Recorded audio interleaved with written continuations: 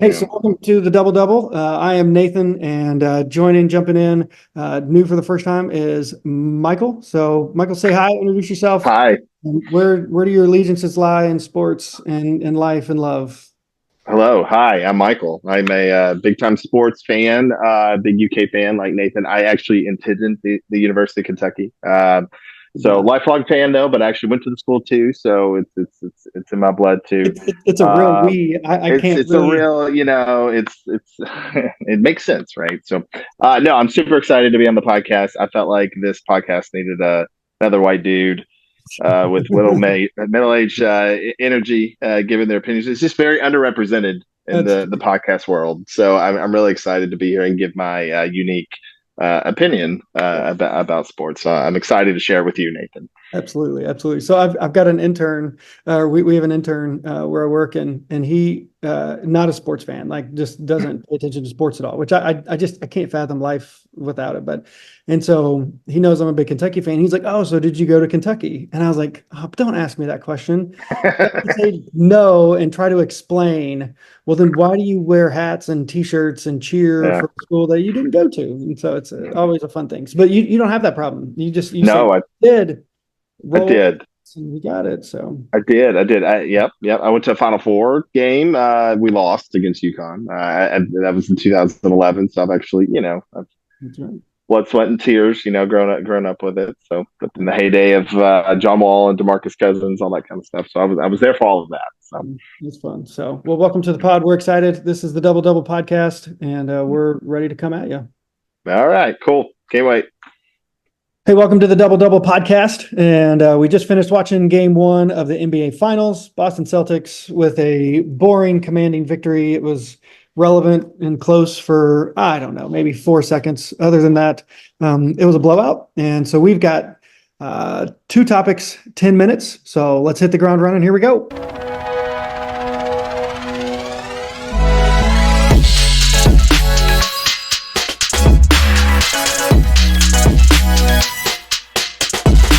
So game one of the NBA Finals just happened, and Boston Celtics with a commanding 107-89. So hope you were leaning on the unders for this game because I would say almost all of the unders hit.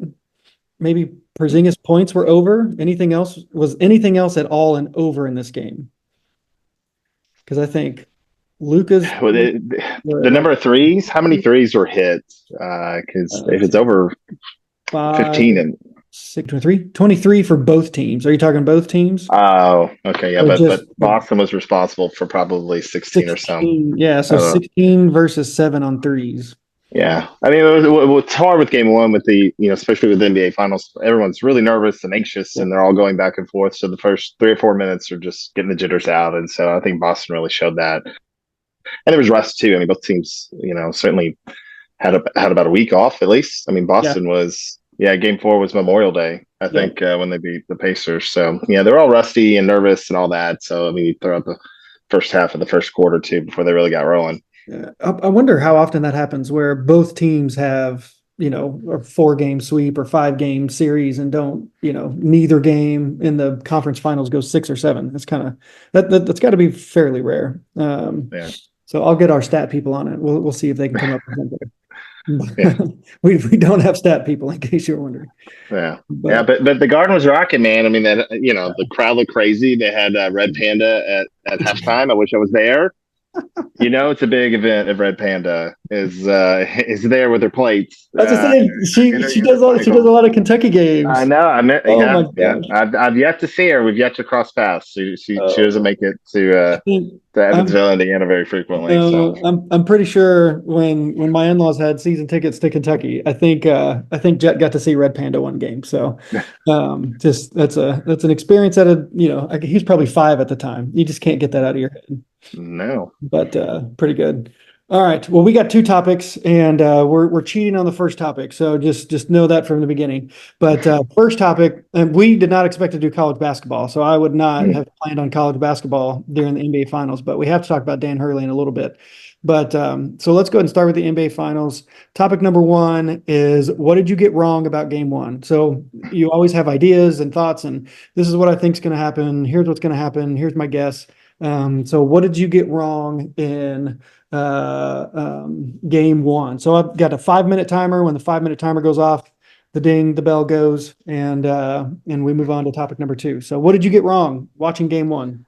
Well, it's hard because I mean, I picked Boston to win the series. Boston has the better team. I mean, if you're to pick, they probably have five of the best seven players. But again, with the NBA Finals, you don't know how they're going to start off. You don't know how nervous everyone is going to be. It seems Game One, I thought would be certainly closer than what this turned out to be. I certainly minimize Porzingis, his impact. I didn't think he'd come out there and look like Dirk Nowitzki out there. I don't know. He's crazy out there. So Yeah, if that only that certainly Dallas. was. Yeah, what was it? If only Dallas had a player like Had a player like Porzingis, right? So no, so he came and it just kind of the set it kind of played out the way you thought. The five of the best seven players were out there and they were all play for Boston, and so I think people overanalyze, and I think that's what happens when there's that much time off in between series. Everyone just kind of manifests different storylines,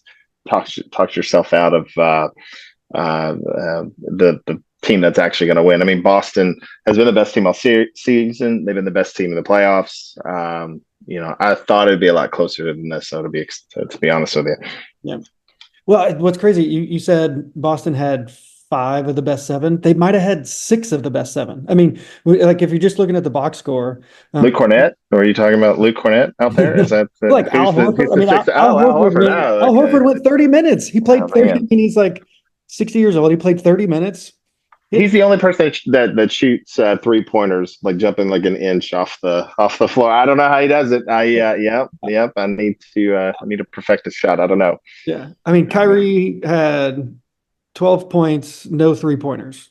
Al Horford had 10 points and hit 2 3-pointers. So I don't know. PJ Washington had 14 points, but 4 of them were on free throws, and like he looked like he had like 1 3-minute stretch, and other than that, he looked lost. And so, I mean, you could probably say Boston had 6. I mean, they really only played 6 guys. Like at the end of the day, Porzingis played 21 minutes. All the other starters played over 30 minutes. And, for Dallas, they played 4 players, and then you had the, Kleber, Lively, Gafford trio, and Josh Green got 20 minutes just because, it was a blowout. And what else are you going to do? I don't think he hardly played last year. So it was such a, besides Luka, no one showed up. And that's exactly what I got wrong. I thought Dallas was going to win Game One. I thought they were going to come in and punk them. Boston just seems to kind of always have a stinker. And obviously they still could, but they just always seem to, show up in weird moments and get beat in moments that you think they're going to get, that they think they're going to win.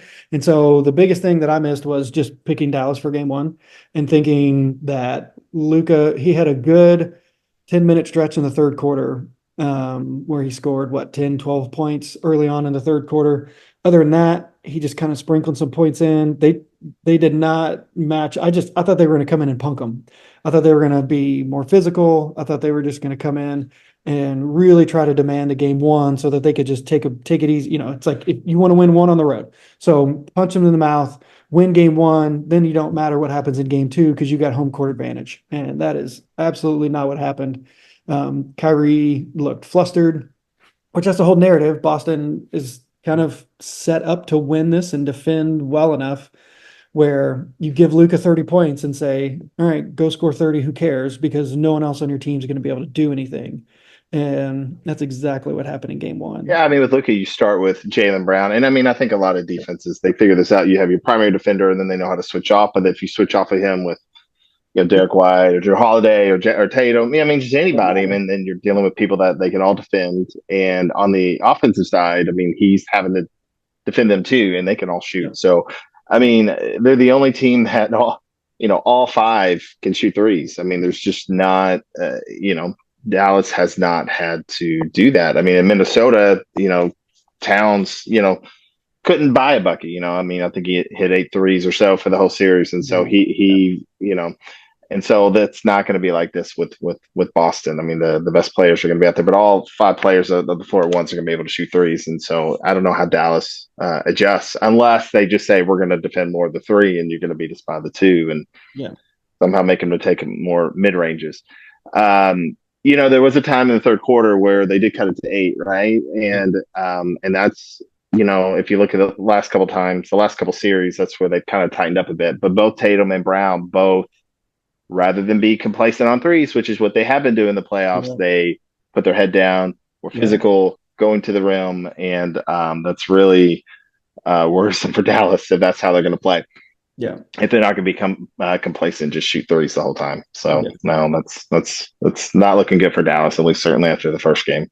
No, definitely not a wrap or anything along those lines. But man, that was just an absolute, not blowout by any means, but man, I mean, any run they had, they answered almost like you said, they answered with layups and getting fouled more than they answered with step back, threes or, trying to do anything crazy like that. They just attacked them. It was almost, what I thought Dallas was going to do is exactly what Boston did. And so just punched him in the mouth, got to the line, shot free throws. And I mean, they shot a crap ton of threes too. They shot 46 threes or 42. They shot 42 threes. I mean, that's insanity. And what's going to have to happen, at least somehow they're going to figure out foul trouble, get some of the bigger guys and, Tatum or Brown in foul trouble and go that way. And maybe that's a way forward. I mean, Luke is so big and so hard to guard. I mean, if they can somehow get him into foul trouble, I mean, that's kind of a path forward for him, but I don't know. Yeah. I think one of the nice things, and there goes our timers going off, but one of the nice things is everybody's healthy. And so you really are getting the best of both teams. Porzingis, we weren't sure about his health. Luke has been hobbly at times. He didn't really look injured or hobbly at all. And Derek Lively played after, whatever sprained neck madness he had, but everyone was healthy. So it's the best team, the best players versus the best players and who's going to win. And if that's the case, it definitely feels like Boston's got this. They're going to lose 1 or 2 games, but man, that was impressive. Yeah, I was thinking 6 games, but it may be 5. I mean, we'll revisit this after game 2. If it's a repeat of this, then it's going to be 5 games, it looks like. Yeah, for sure. So, all right. Hey, just while we're at our halfway mark, like, subscribe, comment. So let us know what you thought of game 1. And let us know, what did you get wrong as you were watching it? And let us know in the comments some of those things. So like, subscribe to wherever you get podcasts, YouTube, TikTok. So we've got content on multiple different platforms. And so join the conversation, be a part of it. And we're going to jump into topic number 2, which is college basketball related. All right, little technical difficulties, but we're figuring it out on the fly. So topic number 2, we're jumping into surprisingly college basketball, not something that I thought we would be talking about today of all days. And as we were watching the game, I texted you, it looked like Porzingis was doing his Big Z impersonation of Kentucky versus Georgia, where Big Z went for, insane amount of points, a couple behind the back passes and in a very short amount of time. And that's kind of what Porzingis looked like in the first half. But we learned this morning that Danny Hurley is going to be talking to the Celtics on Friday, June the 7th, about their head coaching vacancy. So just when everybody thought it was JJ Redick, it seemed locked up, like, that's LeBron's guy, it's in the bag, some of those different things. All of a sudden, UConn coach, he wins 2 national titles at UConn. Kentucky backed up the money bags to him, and he said nope, he's happy where he's at. But everyone knew he wanted to do in the NBA at some point. So is the Lakers the job for him? Man, there's like 1,000 angles to go with this. We'll kind of stick with the college basketball side of it. But so if he leaves, where are the biggest ripple effects? It's like, I mean, obviously UConn, they can't take any new players in. I mean, if player is already in the portal, they can grab them, but they can't, they can't do a lot. And so if all of their players have 30 days to leave, I mean, it seems like the obvious thing is UConn has the biggest issues with, what they're trying to figure out if he leaves. But where else are the shakeups? What else are the big shakeups? And if, Danny Hurley leaves UConn for the Lakers. Yeah, well, if he does leave, I don't think certainly the UConn coaching job, I don't think it'll be as exciting as it seems. I think they'll probably promote from within. Bill Murray's son, Luke Murray, I guess. I think his name's Luke, right? Yeah. I pulled it out there. That's his lead assistant, right? I didn't know that. He's at all those games. Yeah, well, because it was from Xavier, then to followed Chris Mack to Louisville, Yeah. and then it was at UConn. He's the lead assistant, and so there's a good chance that they just promote from within, and that's probably the best way to keep all those players, all that roster intact. And because UConn also doesn't have the money to go after, like Calipari, he's from the Northeast, and you think he has some regrets probably going to Arkansas, maybe, and maybe he would consider going to UConn, but UConn couldn't pay him enough, and I don't think Cal would leave after leaving from one job to the other. I don't think he would do that, and so what would probably make the most sense for UConn is they promote from within, give him a job. He's been a part of that staff. So I think that's it. And I think they probably will lose a couple players. And I think UK will reach out to probably one or two. The freshmen, I guess, there may be one or two spots left over on the roster, but there's not a lot of roster shakeup. There's not a ton of places for them to go. But I don't know. It'll be interesting to see. Yeah. I mean, what's crazy is this is a situation that West Virginia was in last year. So old Bobby Huggins gets a DUI, and then all of a sudden he's fired. So their players have 30 days to find a new home if they want to. And so I think they had three guys leave, maybe four, but they had 3 or 4 leave. One of them, obviously, Trey Mitchell, that ended up at Kentucky. Complete out of nowhere grab for Kentucky that was complete luck to Bob Huggins's. He was at a drive-through. Was it like a Dairy Queen or something in Pittsburgh, or I can't remember exactly where he was, but he was. He didn't know where he was either. I think he had a lot of. that's what true. I remember. I mean, he had a lot of beer cans in the back seat. Yeah. He didn't know what city he was in, and his daughter came out and said he loves to recycle, and I think that's why he had all the beer cans. I remember that. So, it was on Earth Day or something, probably. I like Bobby Huggins. I hope he's doing okay. I know. Yeah. So it's gonna be crazy to see what happens, and whether he'll say yes. I mean, there's a world where he said no to both Kentucky and the Lakers. Look, he's a Northeast guy. He would love the Knicks job. That's really what he wants, or the Celtics job. He'd want one or the other. He's kind of said that out loud. Certainly, that's and obviously people will get rid of coaches pretty quickly. Frank Vogel was fired within 2 years of winning the bubble championship, right, at the Lakers, and so it can happen. So, but the Lakers it's a top 5 basketball job. It just is, and they'll always kind of be in the mix for great players. It's in a great market. It'd be hard to say no to the Lakers. So I don't know. It'll be interesting. Yeah. And I love the Shams and the Woj because Shams said JJ Redick, gonna be JJ Redick. Lock it in. I've been hearing that I feel like for 6 weeks, and just out of nowhere, no. Woj says no. It's gonna be it's the Woj bomb's gonna be no. It may actually be Danny Hurley. So I like that dynamic of it too, just see kind of who's going to come out on top. So yeah. There are a few people in life, may I ever have the opportunity to be able to turn down Kentucky and the Lakers in like a 6-week, 8-week period. I mean, that's just talk about luxury on luxury. To be able to say no to both of those jobs in the same kind of coaching carousel is pretty insane. And he might just do it. Well, and I think, look, LeBron loves it, obviously, and they're going to draft Bronny, and then he can help, develop Bronny and all that kind of stuff too. So, I mean, that's which I mean, if we'll see how that goes, but that's what's going to happen, and they'll get him, and they'll both be in LA, and I want to see Hurley yell at LeBron in a huddle. I want to see how that goes over. Yes. So I think he's a little too fiery for an 82-game season. I think his head will explode. I don't know how he's going to handle that because he's a little quirky.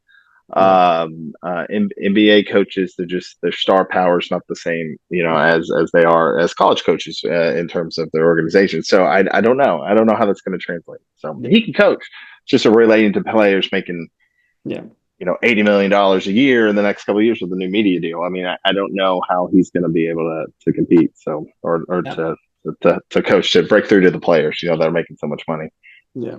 So, all right. So game 2, what do you think? Boston wins again in a similar fashion. Dallas keeps it closer. I certainly think Dallas is going to keep it closer. I mean, the jitters will be out. I think they'll make some adjustments. This is a good spot for a letdown game. Usually Boston will let down one of the first 2 games. I mean, they lost one of the first 2 to Miami. Okay. They nearly lost that buzzer beater to Indiana in game 1, the last series. And so they're due for a step down maybe after that. But Tatum didn't play well. I mean, that wasn't even their A effort. So I don't know. I don't think he's going to have a bad game again. Kyrie's got to step up, and there has to be a third guy for Dallas. If the third guy for Dallas doesn't step up, with whether it's PJ or whatever, they don't really have a chance. Yeah, no, I agree. I'm gonna say it's closer, but I mean, I don't see the adjustments that Dallas can make to win in the Garden, and so they'll get one of their home games, and that might just be the only one. So yeah, I'd say Boston as well, and we'll see if Danny Hurley says no, he probably won't be one of our topics on Sunday. But if Danny Hurley maybe, then he might be our second topic coming up on Sunday. So we'll have to see how things shake out, but. This has been the Double Double Podcast. So thanks for joining us. Like, subscribe, comment, all the things. And we will catch you on Sunday after game 2. Peace out. See you.